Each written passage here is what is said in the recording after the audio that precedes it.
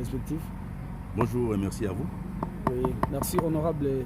Vous êtes venu ici dans votre base électorale. Nous savons bien qu'il y a des grandes festivités d'où vous avez assisté à la toute première. Quelles seraient vos impressions? Bon, d'abord, moi je suis très content d'être venu ici. La cérémonie qui vient de se passer tout à l'heure là pour le passage de cette sous-paroisse en paroisse, c'est un événement très important. Vous savez, lorsque l'abbé Ndandou a construit cette église, j'ai dû contribuer, j'ai dit mon cher, on te donne un peu de moyens aussi, un peu d'argent pour que nous puissions avoir une église catholique ici dans la cité de Mouketi. Donc notre présence ici, elle a une double signification. La première signification, c'est les 100 ans de notre mission Kilembe, la mission catholique Saint-Jean-Baptiste de Kilembe. Et la deuxième signification, c'est l'avènement de la paroisse Mamatoula Michima ici à Mouketi. Malgré notre occupation, malgré le manque de temps, on s'est effrayé 3 ou 4 jours pour courir de Kinshasa jusqu'ici, en vue de marquer notre présence dans ces milieux d'où nous sortons. C'est notre milieu de naissance, mais c'est aussi le milieu qui a fait que nous soyons ce que nous sommes devenus aujourd'hui. Si je suis aujourd'hui député national, c'est-à-dire élu, ce sont ces gens qui m'ont élu. Jamais il se passera un événement pour lequel je serai absent. Jamais. À moins que je sois malade ou que je sois fortement empêché. Mais tant que je serai disponible, je ferai tout pour être toujours présent, pour assister ma population, pour participer à toutes les activités qui se passent dans ma région. D'autant plus que partir de Kinshasa pour Kilembe, c'est une histoire d'une journée entière. C'est tout. Donc, je peux me donner cette peine-là. C'est pour ça que je suis venu ici, pour conforter d'abord les jeunes curés qu'on vient de placer ici, lui donner des conseils, l'encourager pour qu'ils puissent bien conduire la paroisse.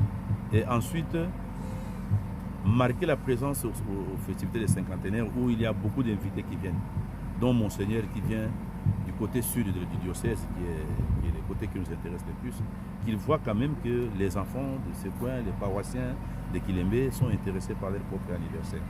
Donc je ne pouvais pas marquer la présence. Je pense même que si je ne venais pas, ça allait être très remarquable. Les gens allaient dire mais pourquoi il n'est pas venu? Je me suis investi pour qu'il y ait l'éclairage dans la mission. Je me suis investi pour que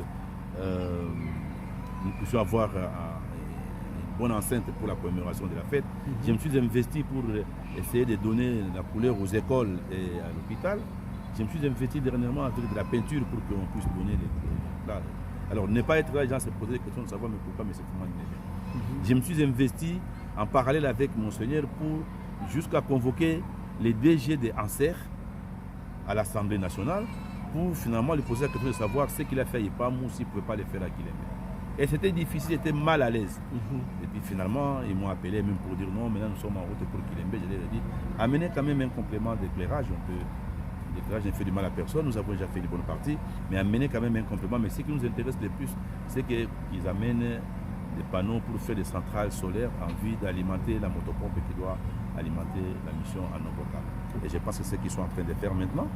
Et que d'ici là, peut-être que la mission va avoir de l'eau qui vont tirer de la source Bon, donc c'est avec plaisir, avec une grande joie que nous nous retrouvons là.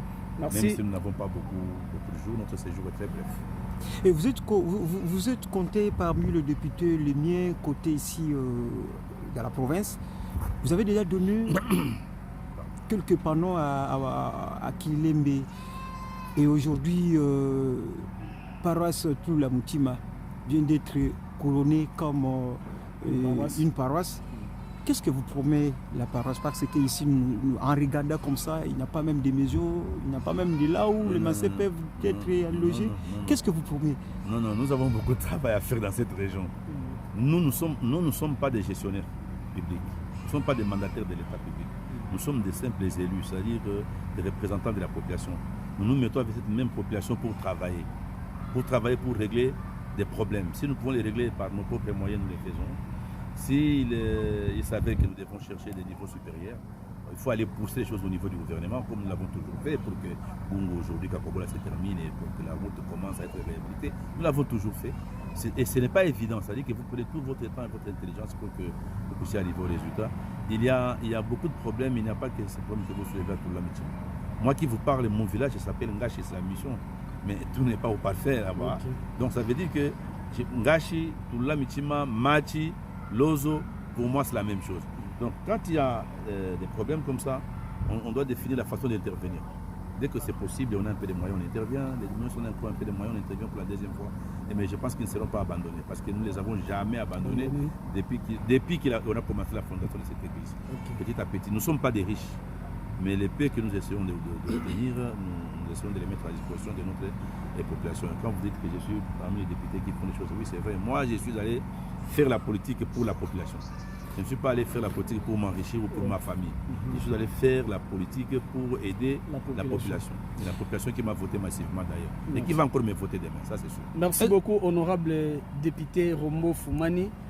Vous êtes... Ils vont faire la même chose qu'en 2018. Ils vont faire un peu plus qu'en 2018. Okay. Ce qu'ils ont fait en 2018, en nous votant partout, pratiquement dans Gungu, 1084 villages, et j'ai été élu dans 1084 villages. Donc, je demande à la population de Gungu, c'est ce que Monseigneur venait de dire tout à l'heure, de se mettre dans la tête et savoir, ils donnent leur voix à quelqu'un et à qui et pourquoi. Comment voulez-vous donner des voix? Moi, je m'amuse toujours comme ça. Comment voulez-vous donner des voix à un gaillard qui disparaît? Chaque fois qu'il vient vous dribble, vous donnez des voix, il disparaît. Et puis 5 ans après, il vient et puis vous dites vous allez les voter. Mais vous êtes bête. C'est la population qui est bête à ce moment. Deuxième chose, comment voulez-vous donner des voix aux gens qui vous font des promesses fallacieuses? Moi, je respecte beaucoup la population de Choma. Je ne peux pas aller dans un village et faire une promesse que je ne réaliserai pas. Et généralement, je réalise même sans promesse. Quand j'ai envie de réaliser, les villages lui-même est surpris. Je sais qu'il a un problème que je viens résoudre sans faire la promesse. Je n'ai pas aller mettre une première pierre quelque part qu'ici, j'ai construit une grande université qu'après je ne construis pas. Donc la population va me prendre. Parce que la population là, elle me prend pour un leader. Elle a confiance en moi, pour un modèle, les enfants, tout le monde. Donc je ne peux pas être trompé. Je pense que cette population-là, je leur fixe ces rendez-vous aujourd'hui, demain à 19h. J'ai parlé à vos journalistes pour dire qu'à 19h, j'ai passé une émission de 2 heures à téléphone ouvert pour balayer tous les aspects de la vie politique, économique et sociale de notre pays.